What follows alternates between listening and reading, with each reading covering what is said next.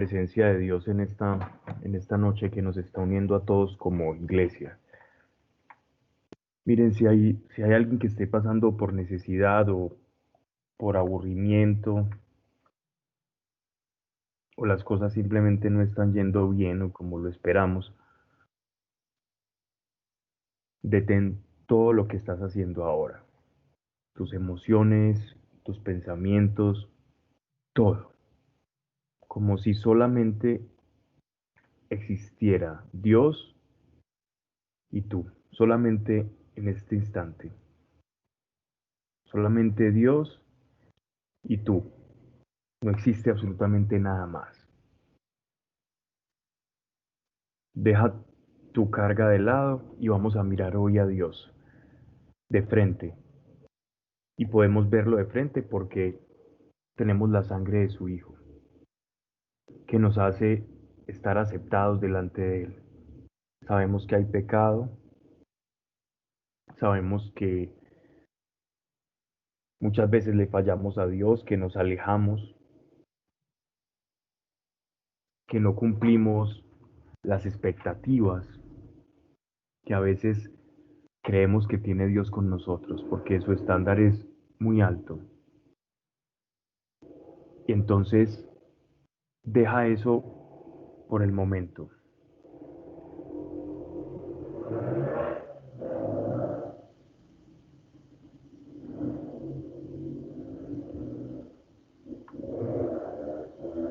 Déjalo de lado en este momento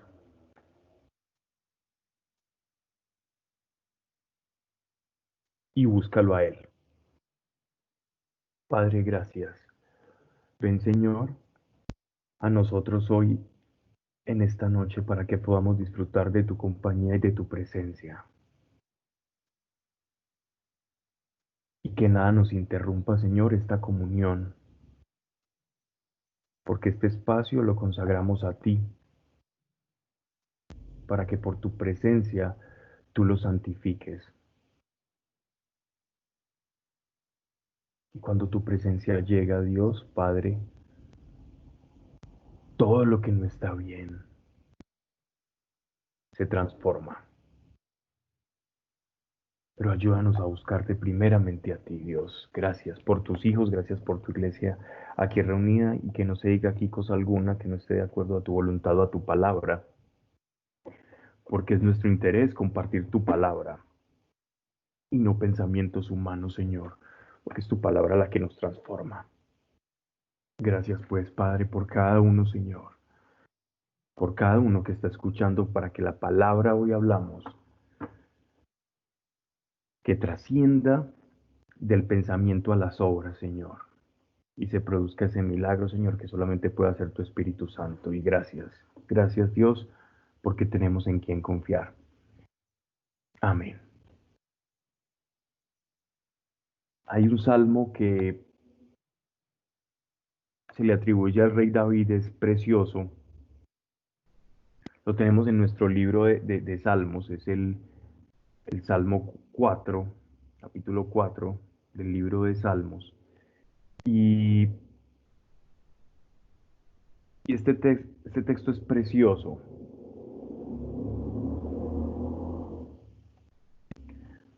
Miren cómo dice,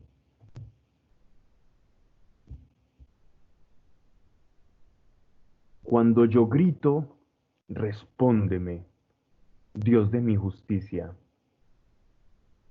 En la apretura o en la estrechura, tú me diste holgura.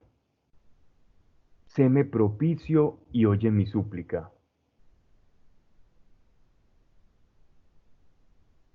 Y el Señor le responde, ¿hasta cuándo, hidalgos, mi gloria, convertís mi gloria en ignominia?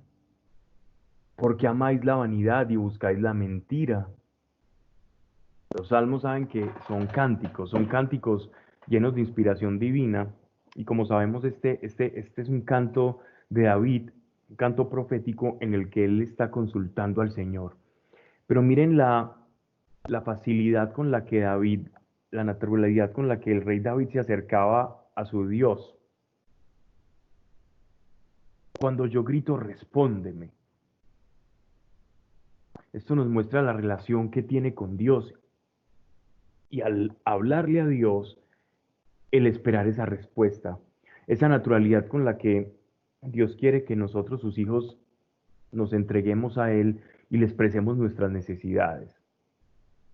Él no va a cuestionar nuestras necesidades, Él no va a corregir tu manera de hablar cuando te acerques a Él. La mejor oración es la que es genuina. Y esto es una exposición completa de un ser genuino aquí en el rey David. Y miren lo bello que le responde el Señor.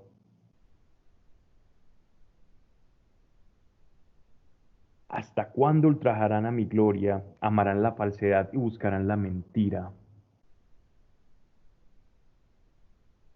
Y después dice más abajo en el texto,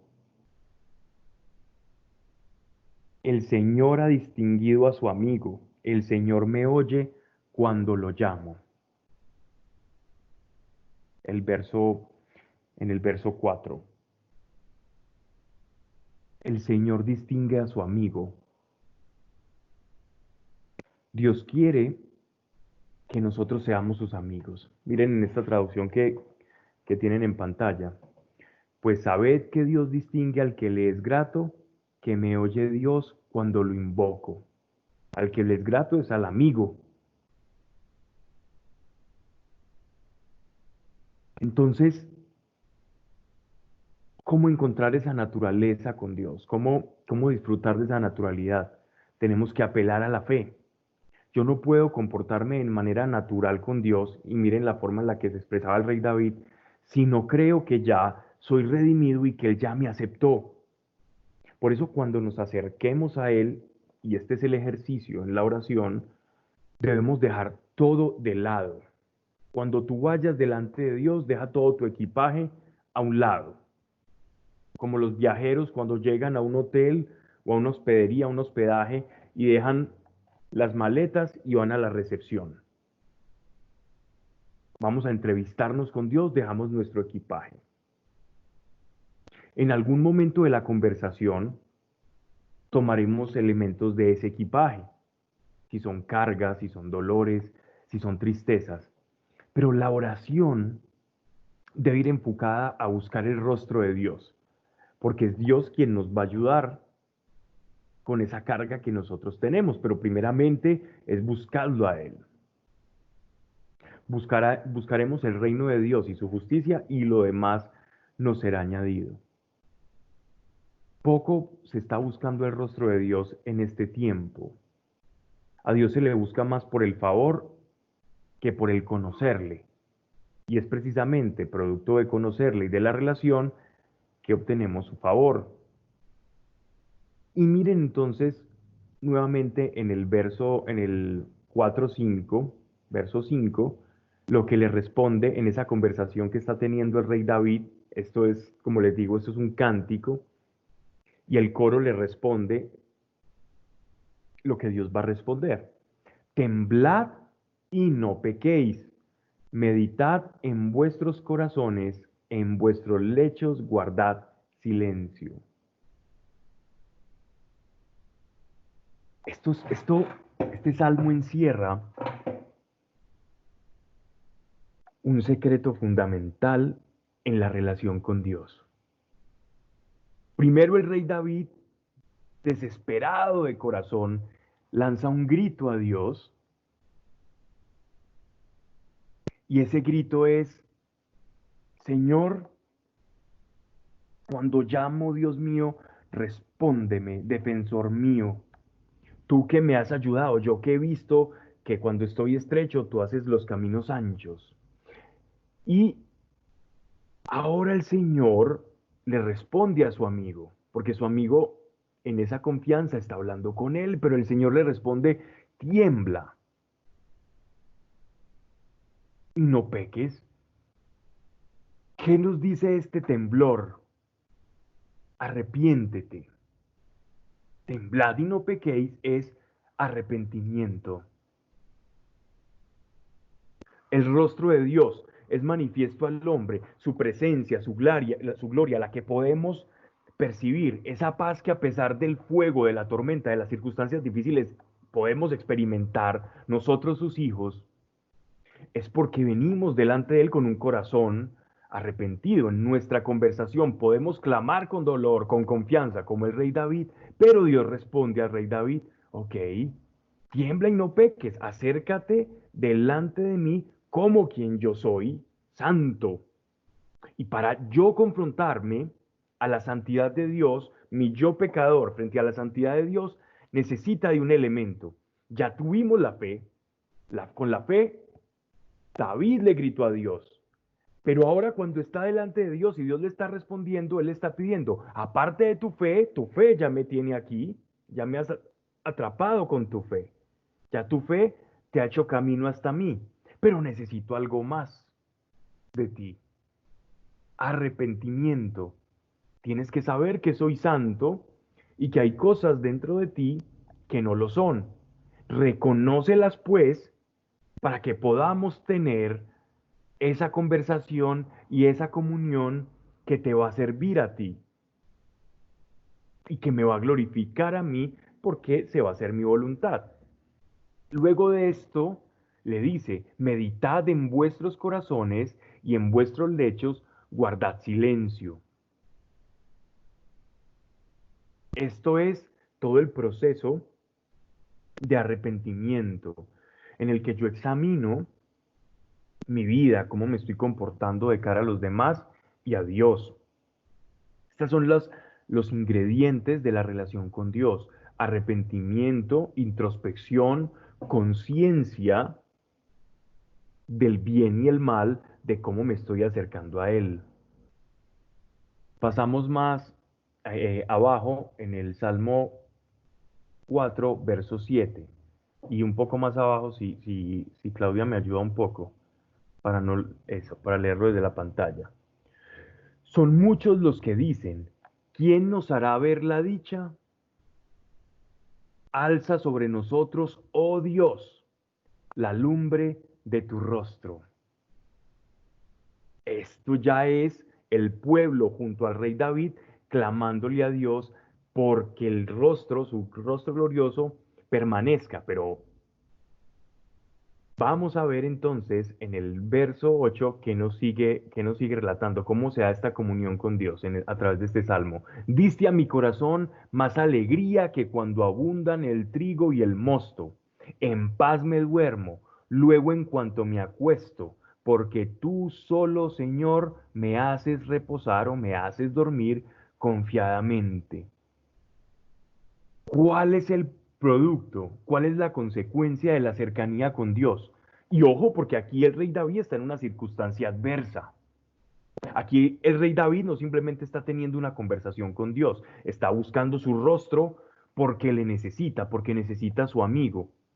Su amigo le dice, oye, aquí estoy, tú eres mi amigo, pero si te pones delante de mí, ten un corazón arrepentido, un corazón que entiende qué es la santidad, entiende que yo soy santo y que a su vez medita sobre sus acciones. Y cuando lo haces, entonces dice David, diste a mi corazón más alegría que cuando abundan el trigo y el mosto. El producto de la cercanía de Dios es alegría, pero por otro lado, y más importante incluso que la alegría es, en paz me duermo y en paz reposo confiadamente. La confianza y la paz. Esta sustancia, que es el subproducto de la relación con Dios, es lo que debe ser natural para nosotros como creyentes. Pero esta paz no viene provisionada por Dios siempre fluida, sino que depende de nosotros en el acercamiento a Dios el recibir y el gozar de esta paz. Así que Dios es una fuente que siempre está abierta otorgando esta paz, pero somos nosotros quienes rechazamos el flujo de esa paz que emana del trono de Dios. Y las claves para poder obtenerla es, primero, la fe para creer que le hallo a Dios. Luego, cuando le hallo y siento por medio de la fe, que Él está conmigo en el momento presente, que yo estoy orando en esa comunión de hijo, entonces el arrepentimiento que reconoce su santidad cuando lo tiene al frente. Porque por la fe ya lo tienes al frente. A veces Él se va a hacer sentir. Él va a hablar, como en este caso le habló al rey David, y le enseñó estos principios. Y como consecuencia, entonces, de esta relación se va a desprender alegría y paz. Si yo no utilizo en principio la fe, no voy a lograr ni la alegría ni la paz. Y si yo no me arrepiento, tampoco. Así las cosas, fe, arrepentimiento, uno me lleva a Dios, el otro es la forma en la que yo me relaciono con su santidad, y el producto de esa relación es alegría y paz. Estos son los secretos que esconde este salmo de David en la relación con Dios, una relación genuina. Entonces recordemos buscar su rostro, porque es a través de su rostro que vamos a obtener la paz. Y siempre que busquemos su rostro, sea por el rostro mismo que queremos ver. No llevar las maletas a Dios. Orar no es pedir. Pedir hace parte de nuestra intimidad y nuestra relación con Dios. Orar, entonces, es buscar su rostro. Vamos entonces al pasaje que estábamos leyendo en la carta de los Corintios, capítulo 10.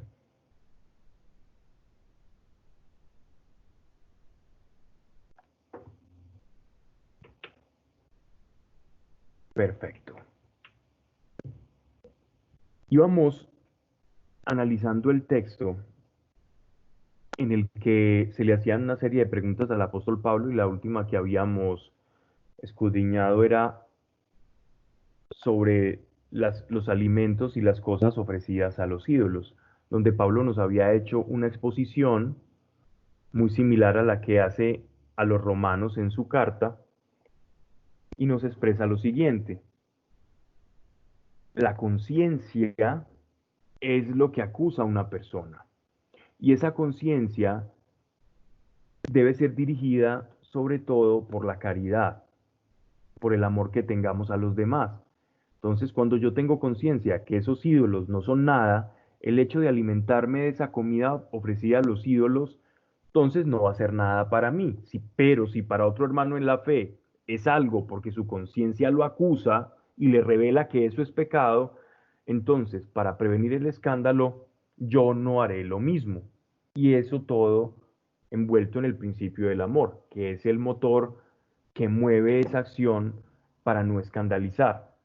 Entonces Pablo nos empieza a revelar que en el camino de la fe no todos tienen el mismo aprendizaje, pero que lo que caracteriza ese aprendizaje o ese crecimiento en la fe es la caridad.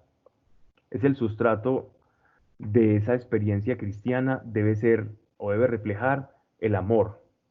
Más allá de cualquier otra cosa, lo que se debe reflejar en un creyente es el amor. Esa es nuestra tarea. El amor es lo único que resolvería las crisis mundiales de hambre, de injusticia social, todo lo que te puedas imaginar, los males de este mundo, los males ocasionados estrictamente por la mano del mismo hombre. Y es una medida tan universal, y es el mensaje sintético del Evangelio, es el amor. En eso se traduce toda la obra de nuestro Señor Jesucristo, en el amor. Y si nosotros utilizáramos el mensaje del Evangelio para resolver todos los conflictos, sería muy fácil, pero necesitaríamos una sintonía de todos y despertar a todos la conciencia del amor. No es el modelo político, no es el modelo económico que nos rige, porque bien sea un modelo económico u otro, si no hay amor, si no hay caridad, lo que en tinta parece bueno, después se convierte en una tiranía. Entonces el problema no es el sistema en el que vive el hombre, sino el problema es que el hombre no sabe amar. Porque si no conocemos el amor de Dios y no entendemos que nos ama, entonces ¿qué amor vamos a reflejar? No quiero, hermanos, que ignoréis que nuestros padres estuvieron todos bajo la nube, que todos atravesaron el mar, y todos en la nube y en el mar fueron bautizados en Moisés, que todos comieron el mismo pan espiritual y todos bebieron la misma bebida espiritual, pues bebían de la roca espiritual que los seguía, y la roca era Cristo. Claramente el apóstol Pablo está haciendo referencia a los pasajes consagrados en el Éxodo. Esto lo vamos a ver en el Éxodo capítulo 13, verso 21. Dice, Dios iba al frente de ellos de día en columna de nube para guiarlos por el camino, y de noche en columna de fuego para alumbrarlos, de modo que pudiesen marchar de día y de noche. A eso hace referencia el apóstol Pablo. Y de manera análoga, en el antiguo pacto, que recordemos que existe, por eso llamamos Nuevo Testamento, que en realidad es el nuevo pacto, y si hay uno nuevo es porque obviamente hay uno que es viejo. Y este antiguo pacto lo que hacía era tomar un pueblo, consagrarlo a Dios, y este pueblo, según el apóstol Pablo, fue bautizado también, así como la iglesia y cada fiel es bautizado en Cristo, este pueblo también fue bautizado en Dios, como prefigurando, como anunciando el bautismo que íbamos a tener en el Hijo de Dios. Y ese bautismo, dice el apóstol Pablo, igual es un poco similar al discurso de Esteban en Hechos de los Apóstoles antes de que lo apedreasen, que lo lapidaran, es precisamente que cuando el pueblo de Israel está cruzando el mar Rojo, ellos fueron bautizados por el agua como pueblo, fueron unificados en un solo Dios como pueblo. Eso es el bautismo, que tú te haces uno con algo. Ellos se hicieron uno con las enseñanzas de Dios, con la ley de Dios, como pueblo, coercionados a través de algo que se llama la ley. Ese fue el bautismo del pueblo de Israel. En agua, unidos por la ley. Todos en la nube y en el mar fueron bautizados en Moisés. Entonces la nube era la forma en la que Dios iba moviendo al pueblo, lo iba dirigiendo en el día y en la noche para que pudiesen ver un lugar de refugio y donde el pueblo podía reposar en la península sinaítica para que alumbrase, era como una columna de fuego que los guiaba. Esto pues son portentos sobrenaturales. Tristemente, hay algún ala del pensamiento moderno dentro de la teología y de los estudiosos de las escrituras que han intentado despojar de toda sobrenaturalidad el éxodo.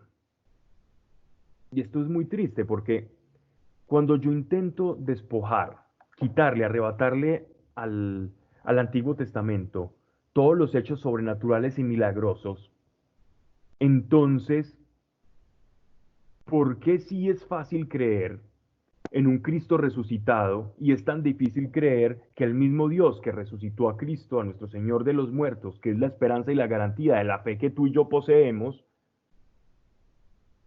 qué le hace creer en esto y qué le hace desechar lo otro y abrir el mar rojo, que se caigan las murallas de Jericó? Y tenemos una especie de modernismo dentro de la iglesia, del pensamiento de la iglesia que le está haciendo mucho daño, porque la Biblia es palabra de Dios y es como un código espiritual que el Espíritu Santo, cuando tú comienzas a descifrar este código a través y por medio de la revelación, Él comienza a actuar dentro de ti, en tu interior. La Biblia no es un bestseller humanista, sino que es palabra de Dios consagrada a través de los profetas, de los apóstoles y de todos los hombres y mujeres de Dios que están consagrados en la misma escritura.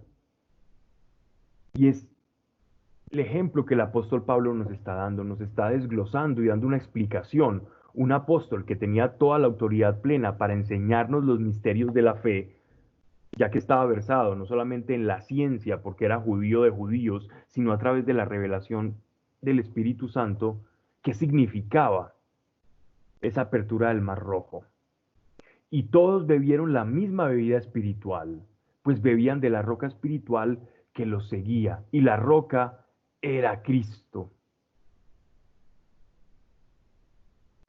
En el antiguo pacto y el nuevo pacto no son pactos separados. Mejor aún, el nuevo pacto perfecciona, no que el antiguo pacto sea imperfecto. Cuando digo perfecciona significa completa, como un tránsito, como cuando los ciclistas van en una etapa. El antiguo pacto era una etapa y el advenimiento de nuestro Señor Jesucristo en su primera venida era el perfeccionamiento, era llegar al culmen, era lo que le iba a dar sentido, esa última etapa, a las primeras fracciones de carrera. No que nos sirviera, no que sea desechable el antiguo pacto. Por eso en nuestras Biblias nosotros tenemos Antiguo y Nuevo Testamento, porque se complementan. En tanto uno, el primero, hablando del antiguo, prefigura y anuncia aquello que había de acontecer, para que cuando aconteciera, todos los tiempos, a la vista de todos, pudiesen ser marcados y Dios glorificado en tanto Él ya había anunciado lo que había de acontecer. Entonces lo perfecciona y de esta manera nos lo está haciendo ver el apóstol. Es decir, desde el principio todo tenía que haber y apuntar hacia Cristo. Verso 5, pero Dios no se agradó de la mayor parte de ellos, pues fueron postrados en el desierto. Postrados es cuando adoraban al becerro de oro. Moisés se aleja de ellos y ellos van a adorar el becerro, pretendiendo que esta deidad, esta divinidad, los auxiliara porque se estaban comenzando a sentir solos. Verso 6. Esto fue en figura nuestra, para que no codiciemos lo malo como lo codiciaron ellos, es decir, como ejemplo. Tomemos el pueblo de Israel como maestros de lo que no se debe hacer, pero también de lo que se debe hacer. De hecho, acabamos de hacerlo cuando examinamos el, el Salmo de David, en el que nos mostraba cómo era su relación con Dios y la paz que le sobrevenía después de buscar su rostro de manera correcta, con la fe y con el arrepentimiento. Entonces miren que nosotros aprendemos del pueblo de Israel para que como iglesia, perfeccionados en Cristo, unidos a través del Espíritu Santo y no de la ley, que era lo que unía al pueblo judío, alcancemos una plenitud mayor que aquella que alcanzaron nuestros padres en la fe. Y dice, ni idolatréis como algunos de ellos, según está escrito. Se sentó el pueblo a comer y beber y se levantaron para danzar, refiriéndose a palabras de Números y el Éxodo en el tema de la adoración a este ídolo de oro que se fabricar. Dice, no forniquemos como algunos de ellos fornicaron, cayendo 23,000 en un día. Ni temamos al Señor como algunos de ellos, perdón, tentemos al Señor como algunos de ellos le tentaron y perecieron por las serpientes. Ni murmuréis como algunos de ellos murmuraron, acabando a manos del exterminador. Está hablando de todos los pecados que en ese tránsito del pueblo de Israel por la península sinaítica hacia la tierra prometida, todos los vejámenes que cometieron y donde Dios empezó a hacer una purificación de los que verdaderamente tenían un corazón conforme a la ley que se les había revelado. Entonces el apóstol Pablo, ¿por qué nos está citando todo esto? Lo hace para llamar la atención sobre todo al tema de los ídolos que veníamos tratando anteriormente. Entonces, él ve a la iglesia como peregrinando hacia la salvación. Para nosotros el cielo es la tierra prometida. La península sinaítica es esta tierra. Sabemos que esta vida no es fácil. Nosotros nacemos frágiles, nacemos con un cuerpo dependiente. Nadie en esta tierra es autosuficiente y se puede autoabastecer sin necesidad de los demás. Vivimos en un mundo que estamos tan estrechamente conectados y tan interdependientes que si un eslabón de la cadena, y esto hablando de la economía local, se rompe, empieza una suerte de efecto dominó que no necesita mucho tiempo para que se haga sentir. Entonces, ese pasar por el desierto es para nosotros como estar vivos. Hay algo con lo que nosotros nos tenemos que enfrentar constantemente y es nuestra propia memoria. Ya hablábamos algunas semanas atrás que la memoria es maravillosa, pero a veces es tan distraída. Y es como que un día estás bien con Dios, un día sientes paz, pero al otro día ya estás desconectado de Dios. Y si dejas prolongar esa desconexión, cada vez es más complicado volverte a reconectar. Y comenzamos a procrastinar, a postergar ese encuentro con Dios. Eso está inscrito en la naturaleza humana. Y eso hace más difícil las cosas. Complicamos nosotros más las cosas. Es paradójico porque cuanto más o cuando más necesitamos a Dios, es cuando nuestra carne nos intenta alejar más de Él. Solo miren cuántas veces se han encontrado en esta situación, en la que sientes que has fallado en algo, sientes que contestaste mal a una persona, que le hablaste cosas que no debías hablarle, o, o que ofendiste a Dios en algo, o no hiciste algo que Dios te estaba pidiendo y que sabías en el corazón que lo tenías que hacer. ¿Y cuál es la primera reacción? Es como si tuviéramos un instinto de huida de Dios. Esa fue la herencia de Adán, ¿no? Huir de Dios todo el tiempo.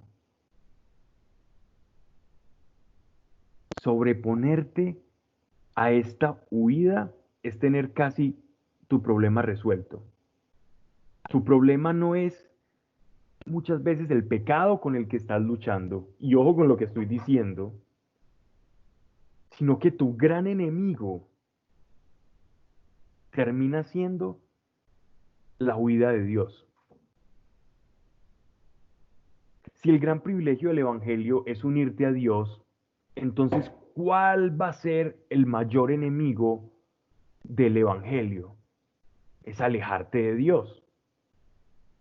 Y si nosotros estamos propiciando por nuestra propia cuenta esa huida, entonces Dios, ¿qué puede hacer por nosotros? Si somos nosotros quienes estamos tomando la decisión de alejarnos, entonces vamos a culpar al pecado. No, es más grave que eso. Más grave que el pecado es huir de Dios. Porque quien llega a Dios purifica y lava sus vestiduras. Ese es el trabajo del sacerdote eterno que tenemos, que es nuestro Señor Jesucristo. no huyamos de Dios. Convierte la culpa en arrepentimiento. Convierte la vergüenza en dignidad.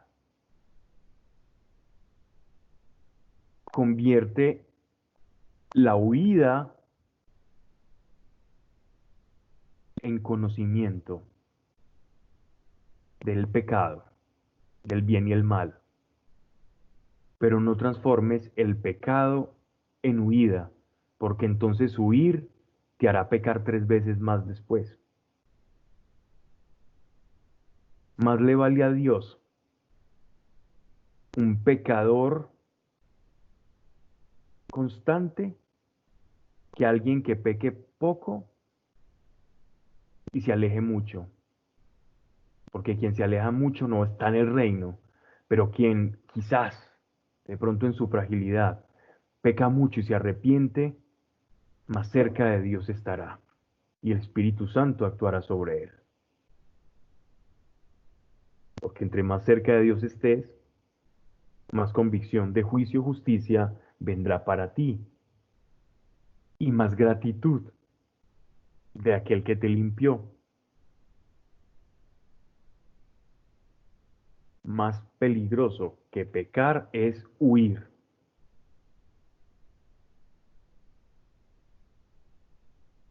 Y esto lo sabía el apóstol. Así pues, el que cree estar en pie, perdón, todas estas cosas, verso 11, le sucedieron a ellos en figura y fueron escritas para amonestarnos a nosotros, a quienes tocó vivir en la última fase de los tiempos. ¡Wow! ¡Qué palabra tan fuerte! La última fase de los tiempos. A nosotros nos ha tocado vivir esa última fase de los tiempos, y es que los tiempos de Dios, ese tiempo kairos de Dios, también tiene un tiempo cronos. Kairos es el tiempo en esa eternidad indeterminada para nosotros, pero el tiempo cronos, o sea, el tiempo de reloj, ese tiempo subjetivo, lo podemos medir nosotros a través de las manifestaciones de Dios que ya están escritas en la revelación. Ejemplo, el primer tiempo, la creación; el segundo tiempo, cuando Dios da la ley; el tercer tiempo, la tercera fase de la historia de la salvación, cuando viene el Mesías. Entonces, el apóstol Pablo le llama los últimos tiempos a la fase en que Dios se hace hombre y se entrega por nosotros. Ya, la culminación de ese final de los tiempos es cuando Él vuelva en su regreso, en su segunda venida, que es la parusía. En esa forma es que concebía el apóstol Pablo el tiempo cronológico, el cronos. Es decir, tiempo y cronológico no está bien, pero para identificar el tiempo que Dios señala, el cronos, dentro de la historia de la salvación humana. Verso 12. Así pues, el que cree estar en pie, mire, no caiga. No os ha sobrevenido tentación que no fuera humana, y fiel es Dios, que no permitirá que seáis tentados sobre vuestras fuerzas. Antes dispondrá con la tentación el éxito, dándoos el poder de resistirla. Qué bellas palabras de consolación, porque quienes estuvieran leyendo la carta en ese tiempo, seguramente podrían llevar un poco al desánimo al verse envueltos en una especie de amonestación de parte del apóstol, en la que estaba comparando a la iglesia con aquellos infieles del Sinaí que no alcanzaron a llegar a la tierra prometida, pero no sin antes darles su debida consolación, hablándoles que, a diferencia del pueblo del Sinaí, nosotros como iglesia poseemos al Espíritu Santo. Y entonces dice que la tentación no proviene de Dios. Y esto es importante. Ay, es que Dios me ha puesto esta prueba. No, Dios no está poniendo pruebas a nadie. Dios no tiene que probar lo que ya sabe. Cuando nosotros en la universidad o en el colegio o en cualquier fase académica en la que tengamos que probar algo, ¿por qué lo tenemos que hacer? ¿Cuál es el sentido de una prueba, de un test o de un examen? El sentido de un test o de un examen es medir si estás calificado para algo o no. Y si Dios ya sabe que estás calificado para ese algo o no, ¿para qué Dios te va a tener que probar? No tiene ningún sentido. Si alguien ya sabe qué hay en tu corazón, no tiene que probarte. Ya lo sabe. ¿Qué es la prueba? La prueba es la forma en la que nosotros confrontamos todo aquello que recibimos de Dios.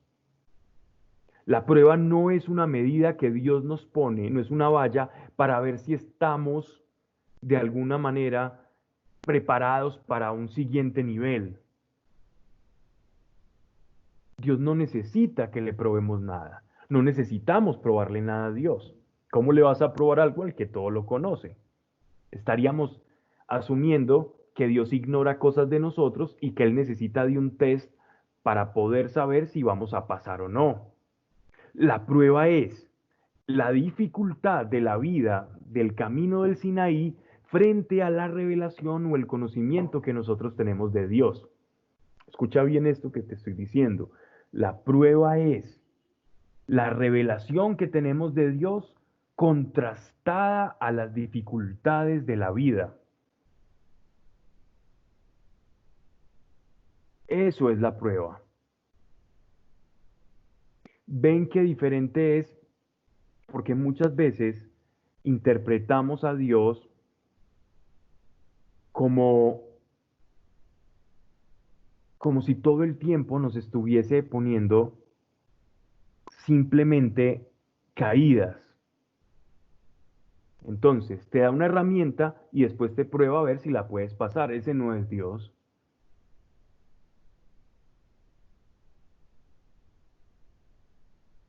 Entonces, por eso dice, así pues, el que cree estar en pie, mire que no caiga. Esto es una expresión, verso 12, en la que nos está diciendo el apóstol, no pongas tu confianza sobre tu fuerza, sino sobre la fuerza del que está en ti, que tu confianza sea la unidad a Dios, que tu confianza no sea la fuerza, tu propia fuerza, la que proviene de tu humanidad, sino la que proviene del Espíritu Santo. Esa es tu confianza. Si yo siento que estoy unido al Espíritu de Dios, entonces camino confiado en esa unidad. Y de esta forma, entonces procuro siempre estar aferrado a Él, unido a Él, haciendo su voluntad, y de esta manera no voy a caer. Pero si estoy confiado en mi integridad, en mi capacidad, en mis potencias humanas, en mi discernimiento, discreción o fuerza, entonces mire que no caiga. Ojito con eso, eso es lo que nos está diciendo el apóstol Pablo, verso 13, nos ha sobrevenido tentación que no fuera humana, producto de las cosas humanas. Y fiel es Dios, que no permitirá, y toma esto como que Dios te lo está diciendo a ti, porque es así. Y fiel es Dios, que no permitirá que seáis tentados sobre vuestras fuerzas. Dios no va a permitir que el calor del Sinaí, que el sufrimiento de la vida sea superior a la revelación y la capacidad que Él te da. ¡Wow! Ojo, porque entonces, si vemos que la vida nos está superando,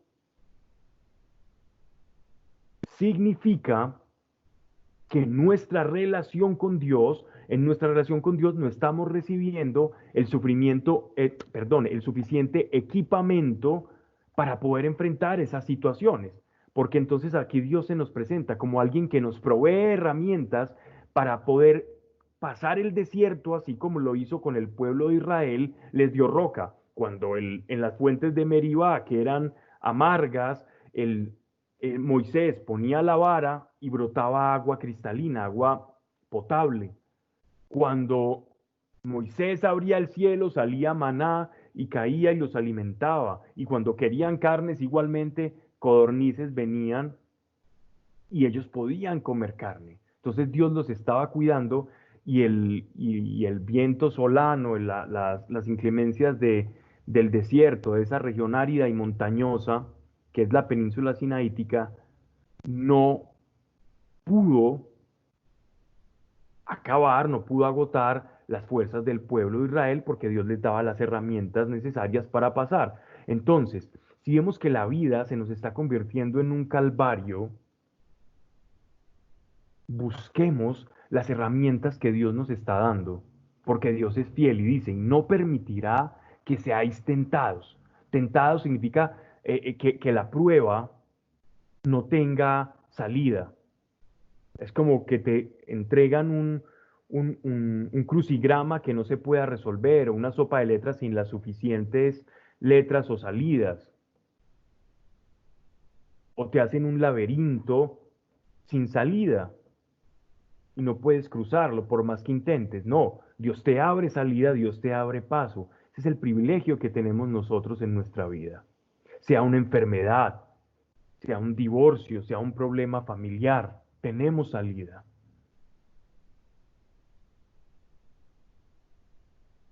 Antes dispondrá con la tentación el éxito. ¿Qué quiere decir esto? Que Dios ya tiene la salida al problema. Entonces busquemos aquel que nos da la salida.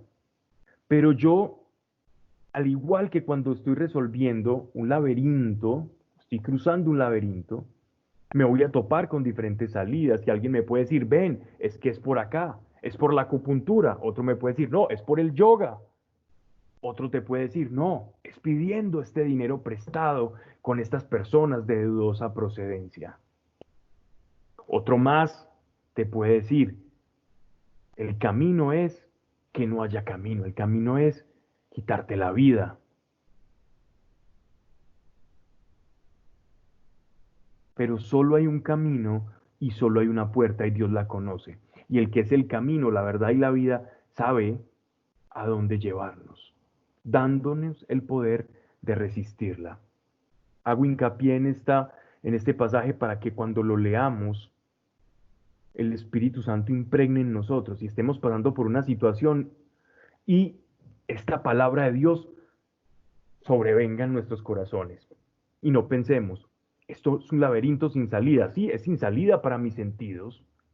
Los israelitas no sabían cómo cruzar el Sinaí. Pero entonces, ¿qué hacían? Iban donde Moisés, Moisés le decía a Dios y caía maná. Ya tenía la salida, ya tenía la ruta por la cual ellos iban a transitar el desierto. Asimismo es en nuestra vida porque lo antiguo prefigura lo que ahora llamamos nuevo.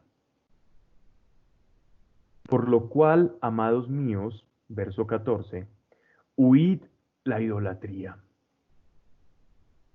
La idolatría, en los términos en los que está hablando Pablo, es una idolatría claramente enmarcada en dioses paganos, ¿cierto?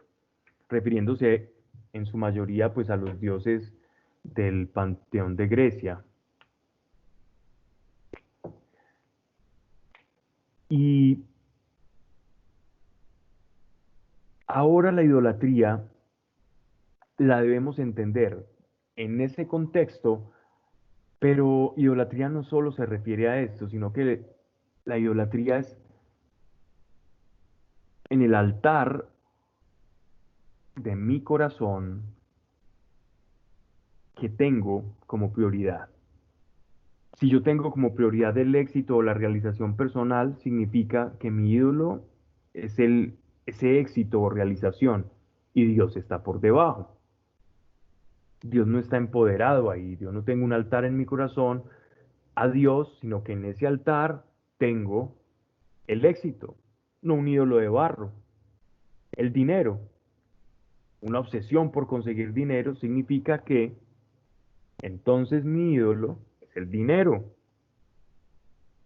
la pareja, una relación, una posición, cualquier cosa se nos puede volver un ídolo si está por encima de Dios. Entonces no pensemos que esto no tiene que ver con nosotros, porque Él nos dice, huid de la idolatría. Si vemos que algo está ocupando el primer puesto en nuestro corazón, no despojemos a Dios de lo que le pertenece, porque Dios estando en ese lugar es que nuestra vida va a estar sincronizada con el reino de Dios. Y en esa sincronía es que lo sobrenatural y lo especial comienza a desenvolverse. Os hablo como a discretos. Sed vosotros jueces de lo que os digo. El cáliz de bendición que bendecimos no es la comunión de la sangre de Cristo, y el pan que partimos no es la comunión del cuerpo de Cristo, porque el pan es uno, somos muchos, un solo cuerpo, pues todos participamos de ese único pan. Bien, interesante expresión y no menor la que el apóstol Pablo nos está dando acá, porque es una de las referencias que históricamente dentro de los textos de la iglesia primitiva contamos no con muchas referencias a la Eucaristía o a la fracción del pan, ¿cierto? Eucaristía como la acción de gracias y la fracción del pan, no tenemos muchas referencias y afortunadamente contamos con este texto maravilloso en el que vemos cómo eran las liturgias de la iglesia primitiva, cómo eran esas reuniones donde había un cáliz, es decir, había una bebida, que es la sangre de Cristo, y había una fracción del pan. Y dice, y el pan que partimos no es la comunión del cuerpo de Cristo, ese es nuestro culto. El culto cristiano, el culto del nuevo pacto, la Eucaristía, que es la celebración de la muerte de nuestro Señor. El hecho de que nos hacemos uno con Él. Así como Él fracciona el pan y el pan es uno solo y nos da del mismo cuerpo y de su sangre a todos, entonces todos, unidos a ese pan que es su cuerpo y a esa sangre representada en el vino, nos unimos también a Él. Nos hacemos unos a Él, igual que en el bautismo. Es una especie de comunión espiritual. Porque el pan es uno, somos muchos, un solo cuerpo, pues todos participamos de ese único pan. Está hablando de las reuniones, todos, alguien partía el pan en esta casa, el que estaba ofreciendo en ese momento la Eucaristía, podría ser el, el predicador que estaba en ese momento, también lo hacían los apóstoles o el dependiente de esa iglesia, el encargado de la iglesia, hacía la fracción de ese pan y todos iban partiendo, él iba pasando por cada lugar donde todos estaban sentados en oración e iban fraccionando ese pan e iban tomando de la misma copa, mostrando la unión que tenían a Cristo y la unidad también como cuerpo, como iglesia. Dice, mirad a Israel carnal, ¿no participan del altar los que comen de las víctimas? ¿Qué digo pues? ¿Que las carnes sacrificadas a los ídolos son algo o que los ídolos son algo? Antes bien, digo que lo que sacrifican los gentiles a los demonios y no a Dios, lo sacrifican. Y no quiero yo que vosotros entréis en comunión con los demonios. No podéis beber el cáliz del Señor y el cáliz de los demonios. No podéis tener parte en la mesa del Señor y en la mesa de los demonios. ¿O queremos provocar la ira del Señor? ¿Somos acaso más fuertes que Él? Todo es lícito, pero no todo conviene. Todo es lícito, pero no todo edifica. Nadie busque su provecho, sino el de los otros. Todo cuanto se vende en el mercado, come, comedios inquirir su origen por motivos de conciencia. Comedido sin inquirir su origen por motivos de conciencia, porque el Señor es la tierra y cuanto la llena. Voy a leerlo todo y ya después voy a hacer una exposición. Verso 7. Si alguno de los infieles os invita y vais, comed de todo lo que os sirvan, sin preguntar nada por motivos de conciencia. Pero si alguno os dijere, esto es inmolado, no comáis, por el que lo indicó y por la conciencia. No digo por la tuya, sino por la del otro. Pero ¿por qué has de ser juzgada mi libertad por la conciencia ajena? Si yo con agradecimiento participo, porque he de ser reprendido por aquello mismo de que doy gracias? Ya comáis, ya bebáis o ya hagáis alguna cosa, hacedlo todo para gloria de Dios. Y no seáis objeto de escándalo ni para judíos, ni para griegos, ni para la iglesia de Dios. Como procuro yo agradar a todos en todo, no buscando mi conveniencia, sino la de todos, para que se salven. Continúa pues aquí el apóstol Pablo haciéndonos una exposición de todo el sistema de sacrificios de carne que se hacía a los ídolos y de alimentos, y nos está dando una lección. Una es una comparación de la liturgia cristiana con la liturgia que se hacía, o ritos, liturgia o ritual, que se hacía en todas estas cultos a esas deidades paganas. Entonces, generalmente, si un creyente es invitado a los ritos o en medio de una cena familiar, alguien hace algún tipo de bendición pagana a una comida, si él está consciente de esto que está pasando en este lugar, entonces absténgase de participar en esa liturgia, porque no puedo yo participar de la liturgia cristiana y comer y ser partícipe del cuerpo y la sangre de Cristo y a la vez de carne ofrecida a los demonios, ¿verdad? Pero fuera de la liturgia, si yo me sorprendo o me sorprenden con una carne o con un alimento que fue consagrado a estos ídolos, si yo no tengo conciencia de ello, entonces puedo comerlo porque ya ha sido purificado y porque ya no está dentro de esa liturgia, yo no estoy participando de esa liturgia con los demonios. Esa es la expresión en la que él dice poder participar de la cena o de esto con los demonios, ¿no? Y la conciencia vuelve a tomar un papel fundamental, ¿cierto? Porque si alguien me ofrece esa carne y directamente dice que fue ofrecida a los ídolos, entonces sabiendo esto, es mejor no participar de ella. Pero todo vuelve al mismo punto y es la conciencia.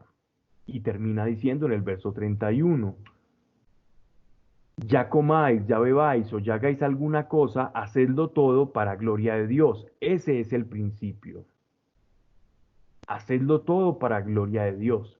Y no seáis objeto de escándalo ni para judíos, ni para griegos, ni para la iglesia de Dios. El principio es el amor, glorificando a Dios, la gloria de Dios, buscar la gloria de Dios en todo lo que hago, y procurando no escandalizar ni a judíos, ni a griegos, ni a los de la iglesia que son pequeños en la fe, que de pronto tienden a escandalizarse por cosas no menores. Verso 33, como procuro yo agradar a todos en todo, no buscando mi conveniencia, sino la de todos para que se salven. Eso es simplemente una acción de amor fraterno de parte del apóstol Pablo, donde nos insta a la imitación de esa virtud que es el amor. Capítulo 11, verso 1. Sed imitadores míos como yo lo soy de Cristo. Os alabo de que en todo os acordéis de mí y retengáis las tradiciones que yo os he transmitido. Recalco acá, por lo que viene a continuación, la palabra tradiciones. ¿Ok? ¿Qué pasa?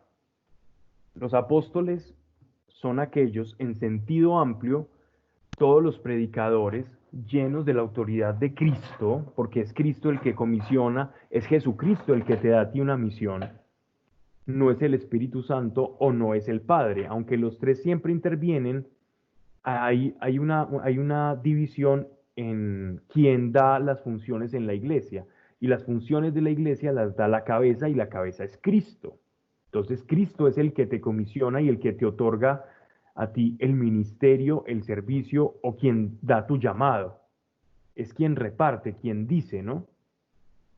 A quién le corresponde ser qué o qué dentro de la iglesia, porque te conoce, ¿no?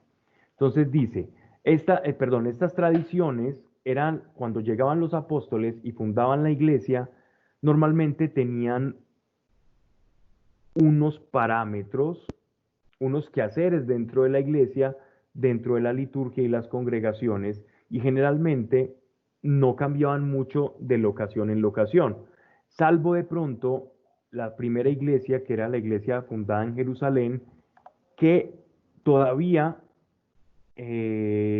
como no había sido destruido el templo de Jerusalén fue destruido por el emperador Tito en el año 70 después de Cristo, todavía coexistía la iglesia en Jerusalén y el templo de Jerusalén. Y los de la iglesia de Jerusalén asistían al templo, como la ley lo mandaba. Ellos todavía iban al templo y celebraban todas las festividades judías, pero entendiendo cada fiesta judía como prefiguración de Cristo, como en el nuevo pacto perfeccionado a través del sacrificio del Cordero. Entonces, vivían su fe completa desde el judaísmo hasta el cristianismo, porque los judíos y cristianos son lo mismo, siempre y cuando se entienda la cronología de Dios. No tienen por qué ser diferentes, hacen parte de un solo cuerpo. Y así lo vivía la iglesia de Jerusalén. Y de esa iglesia de Jerusalén, las prácticas de la iglesia, las formas y tradiciones comenzaron a través de toda la acción apostólica a expandirse a través de todas las iglesias. El bautismo, la fracción del pan, habían ciertas oraciones de las cuales se nos han perdido por la historia muchas de las oraciones o los himnos que se cantaban, porque antes de la fracción del pan había como una especie de confesión pública en la que los creyentes reunidos confesaban sus pecados públicamente, se pedían perdón de si habían afrentas entre ellos, cantaban himnos, había una suerte también de predicación o de homilía por parte de alguno de los doctores de la iglesia, de los maestros, y una fracción del pan, y una fracción del pan y del vino acompañada de cierta liturgia que se ha perdido en el tiempo. Y ese era el momento más sublime dentro de ese ágape o de esas reuniones en la iglesia. Ya también había lugar a otro momento en el que se hacía oración eh, por enfermos y había una exposición de los dones, de los carismas, y habían también momentos de oración separados de esa liturgia, pero hasta allí es lo que conocemos de la iglesia primitiva, según nos narran algunos padres de la iglesia y algunos textos que se han conservado. Entonces, a esas tradiciones es las que se está refiriendo el apóstol Pablo cuando les está diciendo, os alabo de que en todos acordéis de mí y retengáis las tradiciones que yo os he transmitido. Todas esas formas que recogía desde la iglesia de Jerusalén, pasando por la iglesia de Antioquía, llegando hacia Menor, tocando Corintio y después que iba a llevar hasta la mismísima puerta del imperio que era la ciudad de Roma. Verso 3.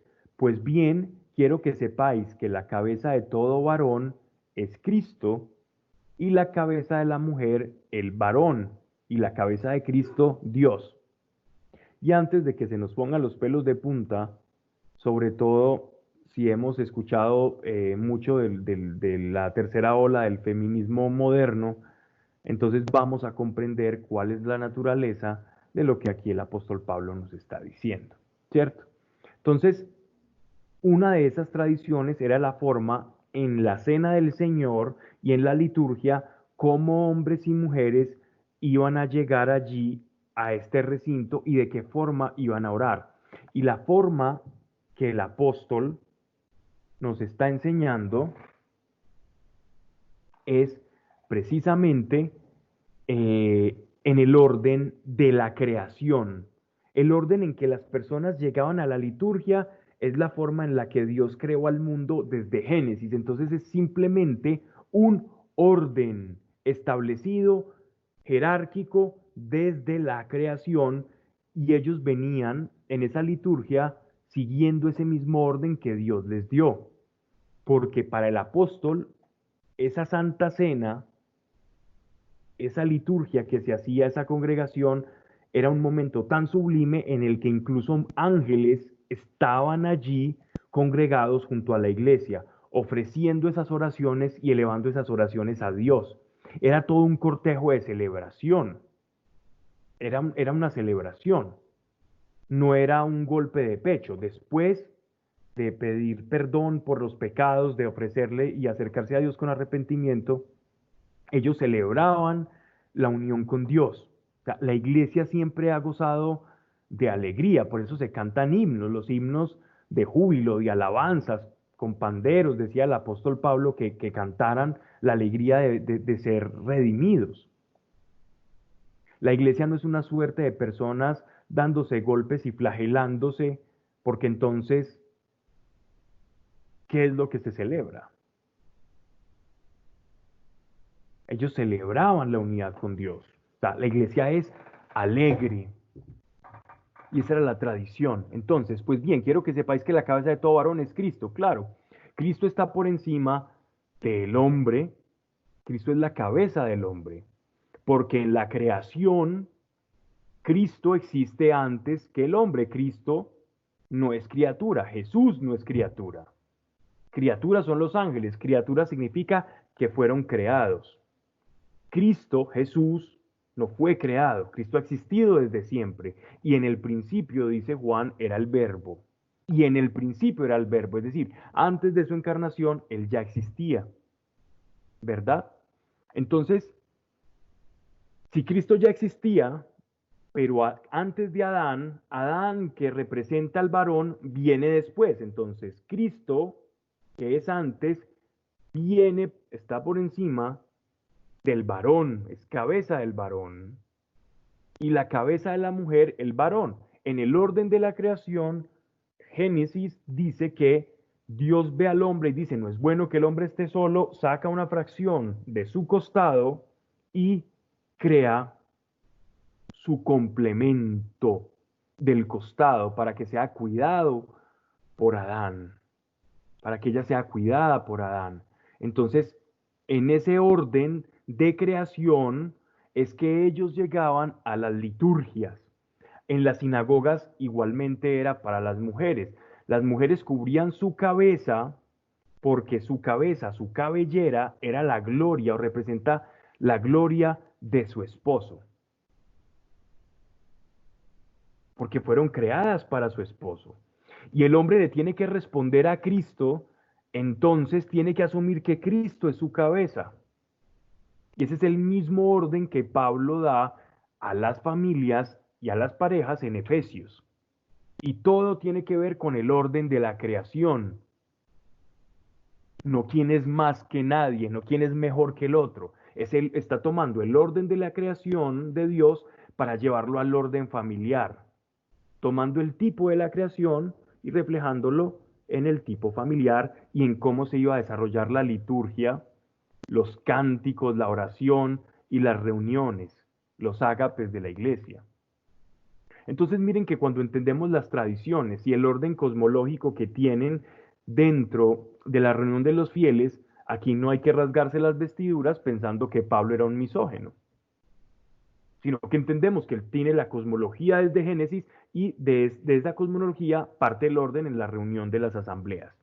Y toda mujer que ora o profetiza descubierta la cabeza, deshonra su cabeza, o sea, deshonra a su esposo. Por eso las mujeres en las iglesias llevaban, y aún ahora todavía, llevaban un velo. Si ven en el mundo judío, si ves una judía ortodoxa, una mujer practicante del judaísmo ortodoxa, ellas, si tú le ves la cabellera, le ves el pelo, ellas llevan una peluca. Ese no es su pelo real. Ellas llevan una peluca porque para ellas su cabellera, su pelo es la gloria de su esposo. Es una forma en la que ellas se consagran a su esposo y descubren su belleza en su esposo. Y es como algo muy, muy femenino y es una tradición que se ha guardado desde entonces y que se conserva en la ortodoxia del judaísmo. Por eso, quien profetiza descubierta la cabeza deshonra su cabeza. Es como si se rapara. Si una mujer no se cubre, que se rape. Eso es un poco irónico del parte del apóstol Pablo decir esto, pero es decir, si no considera que usted es gloria y eso, entonces rápese. y no se deshonre porque ese pelo es como la gloria de su esposo. Y si es indecoroso para una mujer cortarse el pelo o raparse, que se vele. El varón no debe cubrir la cabeza porque es imagen y gloria de Dios. Estamos hablando en el orden de la creación. Mas la mujer es gloria del varón, pues no procede el varón de la mujer, sino la mujer del varón. Entonces, miren acá porque pareciera como un gradiente de inferioridad, pero para prevenir ese pensamiento que seguramente ya el apóstol Pablo estaba previendo que iba a suscitar, miren el versículo 9. Ni fue creado el varón para la mujer, sino la mujer para el varón. Debe pues llevar la mujer señal de la sujeción por respeto a los ángeles.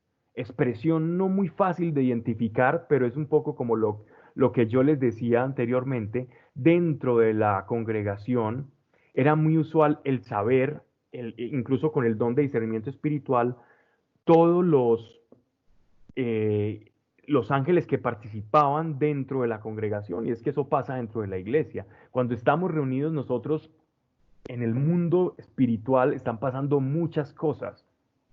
No nos alcanzamos a imaginar la alegría del cielo cuando la iglesia está allí y los ángeles están participando. Entonces, es una forma en la que dice respeto a los ángeles que están presenciando todo este orden de la creación. Y aquí viene el versículo 11 que es para que entendamos esta relación del hombre y la mujer. Pero ni la mujer sin el varón, ni el varón sin la mujer en el Señor. Porque así como la mujer procede del varón, refiriéndose a Adán y a Eva, así también el varón viene a la existencia por la mujer. Y todo viene de Dios. ¿Qué quiere decir? Que en el principio, en el orden de la creación, la mujer fue sacada del varón, pero ojo, que ahora todo hombre proviene de la mujer y todo viene de Dios. Entonces está equiparando la relación espiritual, pero en el orden de creación es el orden litúrgico que como tradición el apóstol Pablo y todos los apóstoles le habían enseñado a la iglesia. Verso 13. Sed vosotros jueces. ¿Es decoroso que ore a Dios descubierta la mujer? Sed vosotros jueces. Y no os enseña la misma naturaleza que el varón se afrenta si deja crecer su cabellera.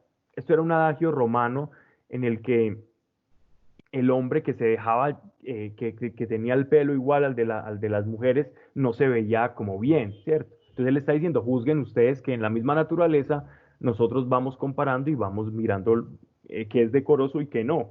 No que Dios lo esté mandando, sino que es natural. Es algo que se nos da naturalmente hacer. Es una tradición que emana de la naturaleza. Mientras que la mujer se honra dejándola crecer. Es que el cabello le ha sido dado por velo a la mujer. Si a pesar de esto alguno gusta de disputar, o sea, discutir de todas estas cosas, nosotros no tenemos tal costumbre ni tampoco las iglesias de Dios, refiriéndose a aquellas primeras iglesias de donde emanan toda esta suerte de tradiciones. Voy a dejar allí, voy a retomar esto para darle un poco de mayor claridad en la siguiente exposición y vamos a pasar a las oraciones que veo que estoy un poco corto de tiempo.